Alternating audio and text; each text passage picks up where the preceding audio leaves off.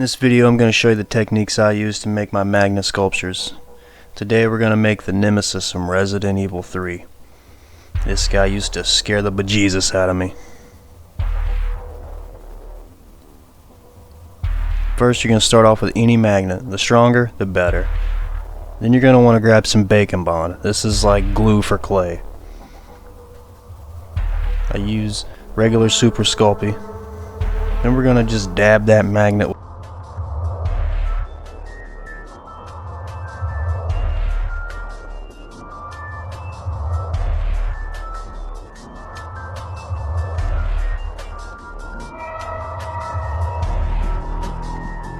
Take any tool and then you put indents in it, because this is where the sculpting clay is going to cling to that. Bake that. Now it's time to put the sculpting clay on. Now wrap it around, follow that golden rule of not letting the magnet get overlapped by the clay. Couldn't tell you how many times I've had magnets slide off my fridge and hit the ground and break my heart. Taking little pieces here just to level out this head. I'm looking at reference photos as I'm doing this to make sure I got the shape right.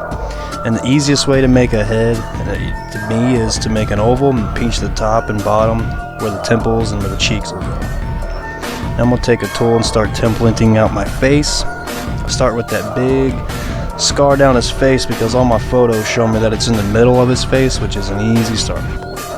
Next I move on to his mouth. This dude is all gums, so make sure you make a big old set of chompers there. Next up, we're going to make some gums and teeth. I used the template I drew to get the size right, because you can do this wrong. I'll show you here in a little bit where I screw up. Use red Super Sculpey 3. And then we're going to measure out these guys right here. If you look over here to the right, that's the first time I did it and I screwed up. Not so much the size I got wrong, I just didn't put as much detail as I would want. Alright, we're going to measure the bottom here, looks good. Now use the aluminum foil folded up to bake it this way so it keeps that round shape on the back. And now I'm looking at pictures of his face while I'm doing this, and I can tell that his teeth and gums kind of meet up in lines, so I'm making lines where I can set the teeth in. This part is very tedious. I'm using a rubber silicone brush. It's like a little rubber cone at the end.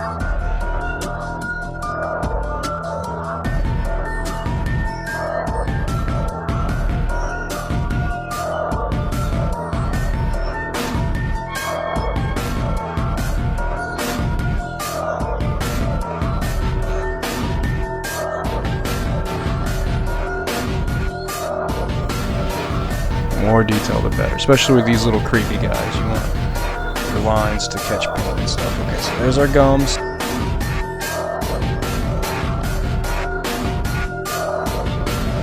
Okay, I take a little ball of white and then I bake that. That's going to be an eyeball. So we're going to carve out an eyeball here.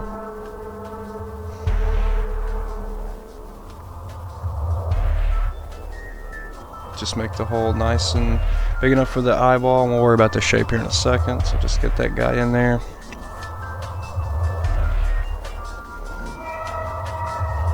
Alright, we got that eye in. I'm going to take a little blending tool and I'm going to push around the eye, because all the reference photos of the Nemesis, he has a sunken in eye, and this is how you get that look going.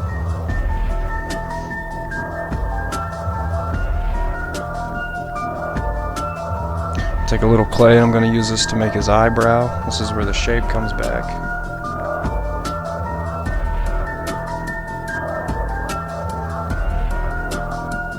Now we're getting into the little details of the face. We're going to zoom in a little here. Okay, pushing in that eye socket. Taking more clay. Now we're doing the top of his jaw there, his cheekbone.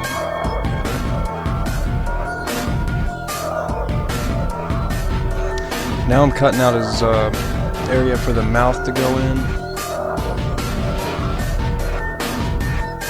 now our gums are done. So now we're going to do the most tedious part of this sculpture. This is the teeth. But this is where I honestly get most of my compliments is from the detail of these teeth. So we're going to take white, and we're going to, I like to dab Bacon Bond onto the gums because these little parts will come off if you're not careful. So we're going to just get those on there. The way I make teeth is make little rectangles, pinch one end so it's very sharp at one end, make it look like it's going to a pair of gums or something. And then I'll even take a little tool and I'll straighten those up because, like I said, these little details, they come back for you. These are what are gonna set you apart here. Don't be afraid to use that Bacon Bond. There's, you have to drop it there, nice. Oh, drop the whole thing there. Finally got that tooth on.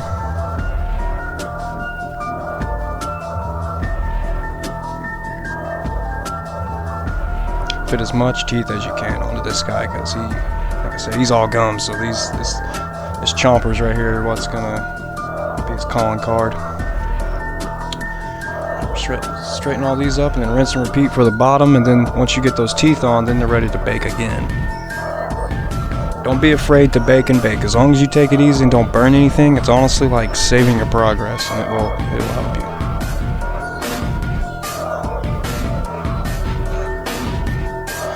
These little parts are a little more tricky. It takes practice to know how much clay to use, because the first time I made the teeth, I made them way too big, and I had to make them again. Okay, now comes the gruesome part. We're going to start adding some wounds to this guy. So we're going to take that red we used for the gums, and we're going to make little strips and start pushing it into that scar. All the way down.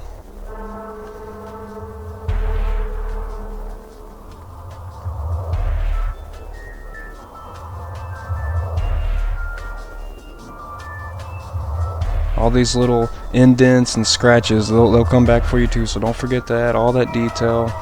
You can honestly start pulling that red into the skin part and it makes it look like a wound. Alright, now we're going to put those chompers in, so we're cleaning out that mouth area. Don't be afraid to go big right here because we're going to have to reshape anyway. So we're going to get that cleared out. And the best way to do this, take your Bacon Bond, you don't want to lose anything, so we're going to dab that. Then I'll take a little bit of clay to put behind the baked teeth, and then I push those in. And then they'll set good. And then here, we'll do the same with the top. I even dab a little bit right here. You don't want this stuff to fall out, so I always go above and beyond. Okay, now this you can push up into the skin colored clay. There we go. I take a tool and we're going to push the mouth in because you want it to look like a like a deep crevice, like his mouth's open. Take that rubber silicone brush and I use it to just clean around, make those edges look nice and deep. The way we use the colored clay here will come into effect really nice because you don't have to worry about your painting lines being so even. I'm not a great painter, so I use colored clay to kind of fill in the gaps. Next we're going to use just regular jewelry wire to make those staples that go into his head. So what I do is I put one curve and then I come down a little bit and I make another curve. So we got like a half a square shape going on here, much like a staple. And we're going to use just your hands to push those into the wound, get to play doctor here, and then you rinse and repeat all the way down. Dropped it again, very nice. So now we're going to start adding the last bit of detail to the actual skin. So with these creepy guys, add as much little indents and scratches. And as long as you get the facial features right, go crazy with the amount of detail, because creepy, you can't go wrong.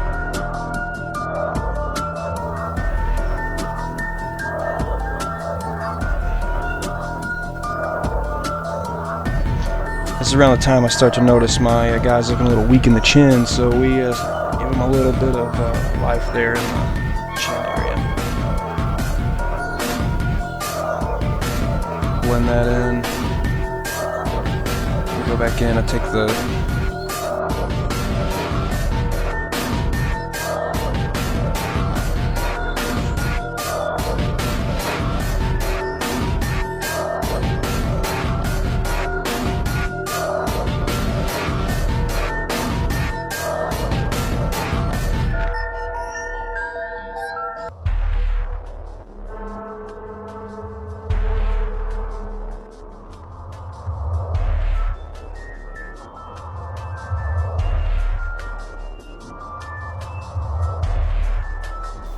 Gonna use that rubber silicone tool just to make those light indents. Like I said, go crazy with it, because we're about to paint this guy, and it's gonna catch all that paint. It's gonna look really good.